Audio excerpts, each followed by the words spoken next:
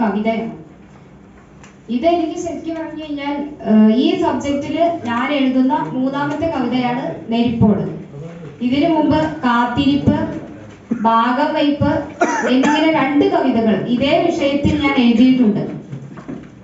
ഒരു സമയത്ത് അമ്മമാർ നമ്മളെ കണ്ണിലുണ്ണികളായി താഴെയും തറയിലും വെക്കാതെ, ഇങ്ങനെ താഴെ വെക്കാതെ തലയിൽ വെക്കാതെ എന്നൊക്കെ പറയില്ലേ, അതുപോലെ കൊണ്ടു നടന്ന് അവസാനം അമ്മമാര് അല്ലെങ്കിൽ അച്ഛന്മാർ, മാതാപിതാക്കൾ നമ്മൾക്കൊരു ഭാരമായി മാറുന്നു എന്ന് പറയുന്ന അവസ്ഥ, ആ അവസ്ഥ അനുഭവിക്കുക എന്ന് പറയുന്നത് വളരെ മാനസികമായി തന്നെ കേൾക്കുന്നവർക്ക് പോലും ബുദ്ധിമുട്ടുണ്ടാക്കുന്നതാണ്. ഇത്തരത്തിൽ ഒരുപാട് വാർത്തകളും മറ്റും കേട്ടതിന്റെ അടിസ്ഥാനത്തിൽ മനസ്സിൽ തോന്നിയ കുറച്ച് വരികളാണ് ഞാൻ കുറിച്ചിരിക്കുന്നത്.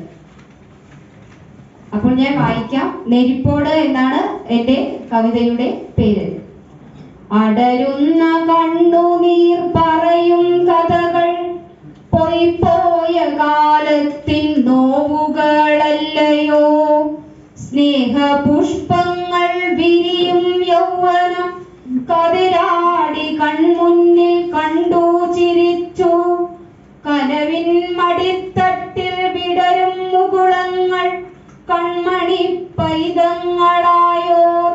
നെഞ്ചിൻ ചൂടേറ്റു വിരിയും കുസുമങ്ങൾ ജീവിത പൂവാടിതൻ സുഗന്ധമായി.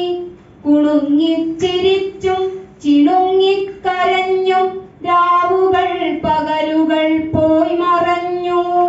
നിലവിന്റെ വഴിവക്കിൽ കൂരമ്പു പോലെ ചിത്തമറിയാതെ ചിരിമാഞ്ഞു മെല്ലെ.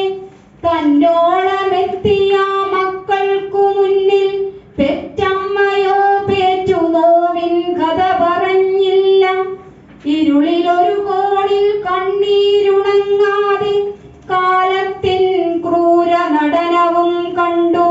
തോരാത്ത വിഴികളിൽ നോവിൻ കടലും തിരകളടങ്ങിയ ചുവരുകൾക്കുള്ളിൽ പെണ്ണായി പിറന്നവൾ പേറുന്ന ഭാരത്തെ കടമയെന്നോതുന്ന കപടമുഖങ്ങളെ.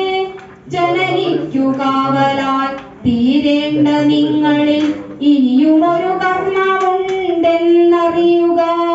കനലു പെയ്യുമാ മനസ്സിൻ നെരിപ്പോടിൽ ഒരിറ്റു സ്നേഹജലം തളിച്ചിടുക.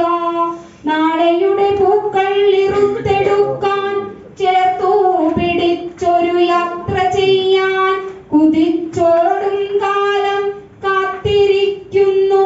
ഇരുളറയൊന്നിൽ നിങ്ങൾക്കു വേണ്ടി കുതിച്ചോടും കാലം കാത്തിരിക്കുന്നു. ഇരുളറയൊന്നിൽ നിങ്ങൾക്കു വേണ്ടി. നന്ദി.